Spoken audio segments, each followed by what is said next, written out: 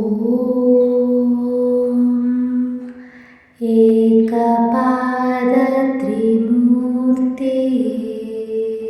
ನಮಃ. ಇಂದು ಅಧಿಕ ಮಾಸದ 2ನೇ ಸೋಮವಾರ.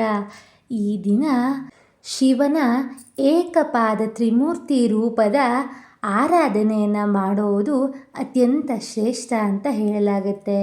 ಬ್ರಹ್ಮ ವಿಷ್ಣು ಮಹೇಶ್ವರರ ಸಂಗಮವನ್ನು ಈ ಏಕಪಾದ ತ್ರಿಮೂರ್ತಿ ರೂಪವು ಸೂಚಿಸುತ್ತೆ. 3 ರೂಪದ ಆಶೀರ್ವಾದ ನಮಗೆ ಲಭಿಸಬೇಕು ಅಂದರೆ ಈ ಕಥೆ ಮತ್ತು ಮಂತ್ರವನ್ನು ಭಕ್ತಿಯಿಂದ ಕೇಳಬೇಕು. ಈ ಅಧಿಕ ಮಾಸದಲ್ಲಿ ಶಿವನ ಈ ರೂಪವನ್ನು ಆರಾಧನೆ ಮಾಡೋದ್ರಿಂದ ಶಿವನ ಅನುಗ್ರಹ ನಮ್ಮ ಮೇಲೆ ಬೀಳುತ್ತೆ. ಅಪಮೃತ್ಯು, ಕಾಲಮೃತ್ಯು, ಯಾವುದೇ ತೆರನಾದಂತಹ ದೀರ್ಘಕಾಲದ ಆರೋಗ್ಯ ಸಮಸ್ಯೆಗಳಿದ್ದರೂ ಕೂಡ ಇದರಿಂದ ದೂರವಾಗುತ್ತೆ ಅಂತ ಹೇಳಬಹುದು. ಕುಟುಂಬವು ನೆಮ್ಮದಿಯಿಂದ ಬದುಕೋದಕ್ಕೆ ಸಾಧ್ಯವಾಗುತ್ತೆ. ಪ್ರತಿದಿನವೂ ಸಾಯಂಕಾಲ ಈ ಮಂತ್ರದ ಪಾರಾಯಣವನ್ನು ಭಕ್ತಿಯಿಂದ ಮಾಡಬೇಕು. ತಡ ಮಾಡದೆ ಈ ಏಕಪಾದ ತ್ರಿಮೂರ್ತಿ ರೂಪದ ಹಿಂದಿನ ಕಥೆಯನ್ನು ನೋಡೋಣ. ದೇವತೆಗಳ ನಡುವೆ ಯಾರು ಶ್ರೇಷ್ಠ ಎಂಬಂತಹ ವಾಗ್ವಾದ ಆದಾಗ ಬ್ರಹ್ಮ ವಿಷ್ಣುವಿನ ಮಧ್ಯೆ ಸ್ಪರ್ಧೆ ಏರ್ಪಡುತ್ತೆ. ಆ ಸ್ಪರ್ಧೆ ನಡೆಯುವಾಗ ಎಲ್ಲ ಗ್ರಹಗಳು, ನಕ್ಷತ್ರಗಳು ಛಿದ್ರವಾಗ್ತಾ ಇರುತ್ತಂತೆ. ಭೂಮಿಯನ್ನು ಎತ್ತಿ ಹಿಡಿಯೋದಕ್ಕೆ, ಪಾತಾಳ ಲೋಕವನ್ನು ಸಂರಕ್ಷಣೆ ಮಾಡೋದಕ್ಕೆ, 7 ಲೋಕದ ರಕ್ಷಣೆಯನ್ನು ಮಾಡೋದಕ್ಕೆ ಆ ಸ್ಪರ್ಧೆಯ ತೀರ್ಮಾನವನ್ನು ಮಹಾದೇವನು ತೆಗೆದುಕೊಳ್ಳುವಂತಹ ಪರಿಸ್ಥಿತಿ ಬರುತ್ತೆ. ಆ ಸಮಯದಲ್ಲಿ ಮಹಾದೇವನು ಸ್ತಂಭ ರೂಪನಾಗ್ತಾನೆ. ಆಗ ಬ್ರಹ್ಮದೇವನು ಶಿವನ ಬಲಭಾಗದಲ್ಲಿ ಪ್ರಕಟವಾಗ್ತಾನಂತೆ. ವಿಷ್ಣುದೇವನು ಶಿವನ ಎಡಭಾಗದಿಂದ ಪ್ರಕಟರಾಗ್ತಾರೆ ಅಂತ ಕೆಲವು ಆಗಮಗಳು ಕೂಡ ವಿವರಿಸುತ್ತೆ. ಇದರಿಂದ ಏಕಪಾದ ತ್ರಿಮೂರ್ತಿ ರೂಪವು ಜಗತ್ತನ್ನು ಕಾಯೋದಕ್ಕೆ ಹಾಗೂ ದೇವತೆಗಳ ನಡುವಿನ ಸಂಘರ್ಷವನ್ನು ನಿಲ್ಲಿಸೋದಕ್ಕೆ ಶಿವನು ತಾಳಿದ ರೂಪ ಅಂತ ವರ್ಣಿಸಲಾಗುತ್ತೆ. ಮಧ್ಯದಲ್ಲಿ ಶಿವ, 2 ಕಡೆ ಬ್ರಹ್ಮ ವಿಷ್ಣು ನಿಂತು ಒಂದೇ ಪಾದದಲ್ಲಿ ವಿಶ್ವಾಧಾರಿಯಾಗಿ ನಿಂತಿರುವಂತಹ ರೂಪವೇ ಈ ಏಕಪಾದ ತ್ರಿಮೂರ್ತಿ ಶಿವನ ರೂಪವಾಗಿರುತ್ತೆ. ಏಕಪಾದ ತ್ರಿಮೂರ್ತಿ ರೂಪವು ಶಿವನ ಅತ್ಯಂತ ಗೂಢ ಮತ್ತು ದಾರ್ಶನಿಕ ರೂಪಗಳಲ್ಲಿ ಒಂದಾಗಿರುತ್ತೆ. ಏಕ ಅಂದರೆ ಒಂದೇ ಪಾದದ ಮೇಲೆ ನಿಂತಿರುವಂತಹ ಸ್ಥಿತನಾದಂತಹ ಪರಮೇಶ್ವರನ ರೂಪ. ಈ ರೂಪದಲ್ಲಿ ಶಿವನ ದೇಹದಿಂದಲೇ ಬ್ರಹ್ಮ ವಿಷ್ಣು ಪ್ರಕಟವಾಗುವಂತೆ ಭಾಸವಾಗುತ್ತೆ. ಇದೊಂದು ಶಿಲ್ಪಕಲೆ ಮಾತ್ರವಲ್ಲ, ಇದರ ಹಿಂದಿನ ತತ್ವವು ಶಿವನೇ ಸರ್ವಸ್ವ, ಶಿವನೇ ಮೂಲ, ಜಗತ್ತನ್ನು ನಡೆಸುವಂತಹ, ಜಗತ್ತನ್ನು ಅಳಿಸುವಂತಹ ಶಕ್ತಿಯನ್ನು ಹೊಂದಿರುವವನು ಅಂತ ತಿಳಿಸುತ್ತೆ. ಈ ರೂಪದ ಪರಮಾರ್ಥ ಒಂದೇ. ರುದ್ರನು ಒಬ್ಬನೇ, ಅವನಿಗೆ ಸಮನಾದ ಅಥವಾ ಅವನನ್ನು ಬಿಟ್ಟರೆ ಅವನಿಗೆ ಸರಿಸಮವಾದವರು ಯಾರೂ ಇಲ್ಲ ಅಂತ. ಈ ವಿಶ್ವದ ಪರಮಾತ್ಮ ಎಂದರೆ ಅದು ರುದ್ರ ಮಾತ್ರ ಅಂತ ಹೇಳಲಾಗುತ್ತೆ. ಬ್ರಹ್ಮ ವಿಷ್ಣು ಮಹೇಶ್ವರ ಅಂತ ತ್ರಿಮೂರ್ತಿಗಳಾಗಿ ವಿಂಗಡಿಸಿದರೂ ಕೂಡ, ಭಿನ್ನ ರೂಪಗಳು ಇದ್ದರೂ ಕೂಡ, ನಮ್ಮ ಕಣ್ಣಿಗೆ ಕಾಣಿಸಿದರೂ ಕೂಡ ಒಂದೇ ಅದರ ಚೈತನ್ಯದ ಮೂಲ. ಅವನೇ ರುದ್ರ, ನಿರಾಕಾರ ಬ್ರಹ್ಮ. ಎಲ್ಲ ರೂಪಗಳ ಹಿಂದೆ ಇರುವಂತಹ ಒಂದು ಅದ್ಭುತವಾದಂತಹ ಸಾಮಾನ್ಯವಾದಂತಹ ಶಕ್ತಿ ಚೈತನ್ಯ ಅಂದರೆ ಅದು ಶಿವ ಅಂತ ಆದಿಶಂಕರಾಚಾರ್ಯರವರ ಅದ್ವೈತ ಸಿದ್ಧಾಂತವು ಪ್ರಕಟಿಸುತ್ತೆ. ಸಂಘರ್ಷದಿಂದ ಲೋಕವನ್ನು, ದೇವತೆಗಳನ್ನು ಕಾಪಾಡೋದಕ್ಕೆ ತಾಳಿದಂತಹ ಈ ಏಕಪಾದ ತ್ರಿಮೂರ್ತಿ ರೂಪದ ಬಗ್ಗೆ ತಿಳಿದುಕೊಂಡಾಯಿತು. ಈಗ ಶ್ವೇತಾಶ್ವತರ ಉಪನಿಷತ್ 3ನೇ ಅಧ್ಯಾಯದ ಒಂದು ಮಹತ್ವದ ಶಿವನ ಈ ರೂಪದ ಮಂತ್ರದ ಪಾರಾಯಣವನ್ನು ಶುರು ಮಾಡೋಣ. ಭಕ್ತಿಯಿಂದ, ಶ್ರದ್ಧೆಯಿಂದ ಆಲಿಸಿ, ಪಠಿಸಿ ಮತ್ತು ಇತರರಿಗೆ ಶೇರ್ ಮಾಡಿ. ನನ್ನ ಚಾನಲ್ನ ಸಬ್ಸ್ಕ್ರೈಬ್ ಮಾಡದೆ ನೋಡ್ತಿದ್ದೀರಾ ಅಂದರೆ ದಯವಿಟ್ಟು ಸಬ್ಸ್ಕ್ರೈಬ್ ಮಾಡಿಕೊಂಡು ಇಂತಹ ಮಾಹಿತಿಗಳಿಗಾಗಿ, ಮಂತ್ರಗಳಿಗಾಗಿ ಚಾನಲ್ನ ಫಾಲೋ ಮಾಡೋದನ್ನು ಮರಿಬೇಡಿ. ತಡ ಮಾಡದೆ ಮಂತ್ರವನ್ನು ಶುರು ಮಾಡೋಣ. ಓಂ एको हि रुद्रनाद्वितीयायतस्तुर्या इमान् लोकान् ईशता ईशनिभिः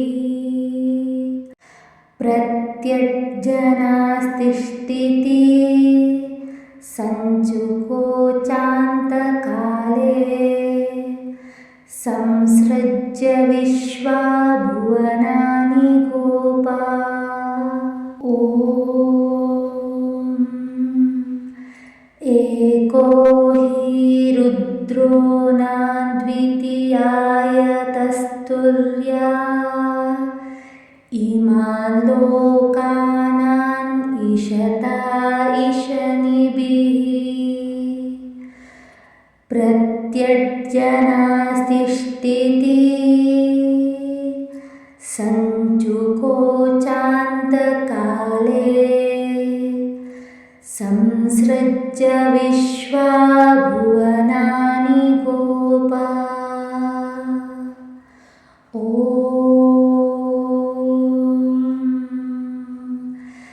एको हि रुद्रो नाद्वितीयायतस्तुर्या इमान् लोकान् ईशता ईशनिभिः प्रत्यज्जनास्तिष्ठिति सञ्चुकोचान्तकाले संसृज्य विश्वा भुवनानि गोपा ॐ एको हि रुद्रो नाद्वितीयायतस्तुर्या इमान् लोकानान् ईशता ईशनिभिः प्रत्यज्जनास्तिष्ठिति सञ्चुकोचान्तकाले संसृज्य विश्वा भुवनानि गोपा ॐ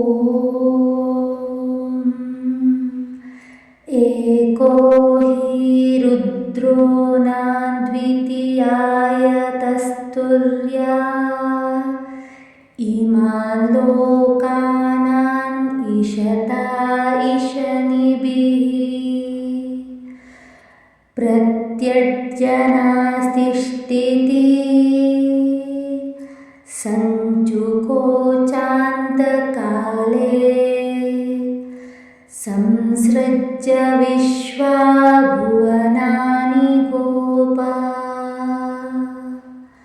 ॐ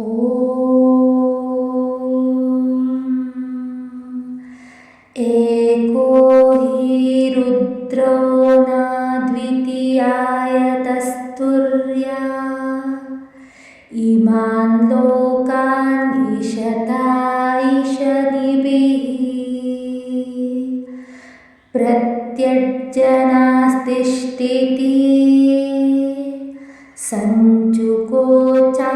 सञ्चुकोचान्तकाले संसृज्य विश्वा भुवनानि गोपा ॐ एको हि रुद्रो नाद्वितीयायतस्तुर्या इमान् लोकानान् ईशता ईशनिभिः प्रत्यज्जनास्तिष्ठिति सञ्चुकोचान्तकाले संसृज्य विश्वा भुवनानि गोपा ॐ एको हि रुद्रो नाद्वितीयायतस्तुर्या इमान् लोकानान् ईशता ईशनिभिः प्रत्यज्जनास्तिष्ठिति सञ्चुकोचान्तकाले संसृज्य विश्वा भुवनानि गोपा। ॐ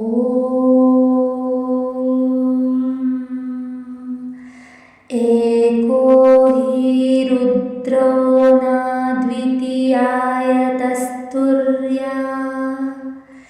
इमान् लोकान् ईशता ईशनिभिः प्रत्यज्जनास्तिष्ठति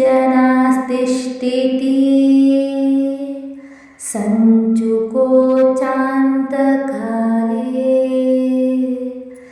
संसृज्य विश्वा भुवनानि गोपा।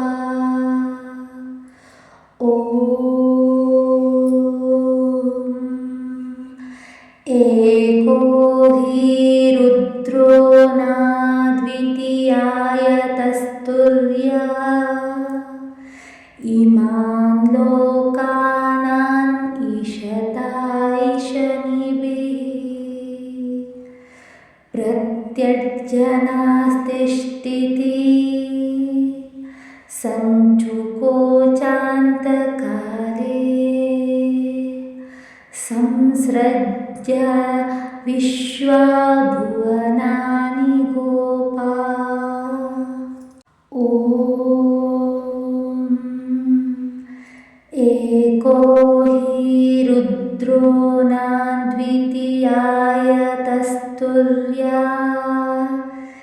इमान् लोकानान् ईशता ईशनिभिः प्रत्यज्जनास्तिष्ठति सञ्चुकोचान्तकाले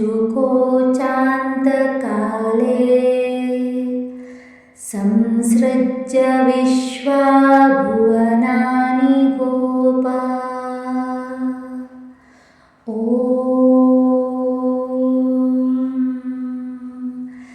एको हि रुद्रो न द्वितीयायतस्तुर्या इमान् लोकान् ईशता ईशनिभिः प्रत्यज्जनास्तिष्ठति सञ्चुकोचान्तकाले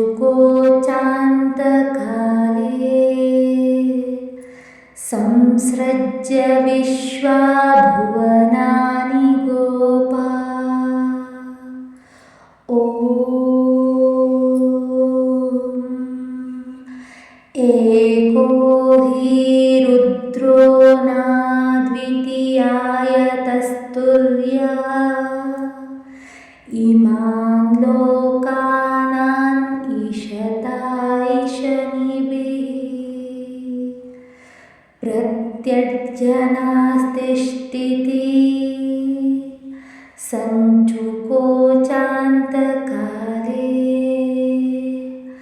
संसृज्य विश्वा भुवनानि गोपा। ॐ एको हि रुद्रो न द्वितीयायतस्तुर्या इमान् लोकानान् ईशता ईशनिभिः प्रत्यज्जनास्तिष्ठति सञ्चुकोचान्तकाले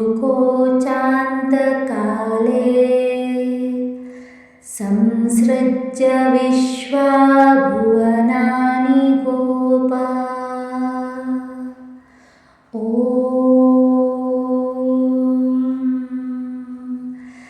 एको हि रुद्रो न द्वितीयायतस्तुर्या इमान् लोकान् ईशता ईशनिभिः प्रत्यज्जनास्तिष्ठति सञ्चुकोचान्तकाले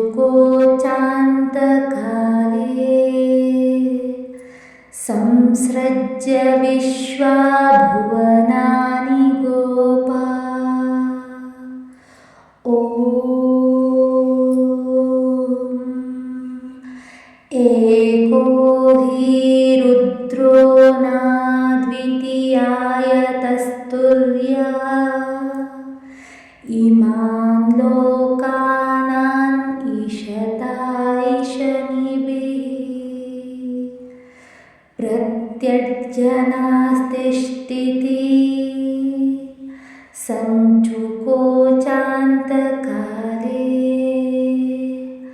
संसृज्य विश्वाभुवनानि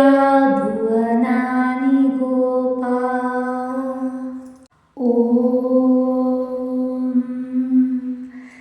एको हि रुद्रो नाद्वितीयायतस्तुर्या इमान् लोकानान् ईशता ईशनिभिः प्रत्यर्जनास्तिष्ठिति सञ्चुकोचान्तकाले संसृज्य विश्वाभुवनानि गोपा ॐ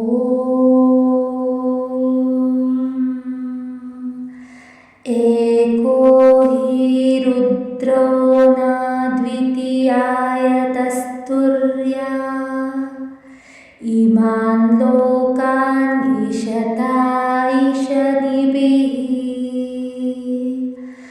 प्रत्यर्जनास्तिष्ठिति सञ्चुकोचान्तकाले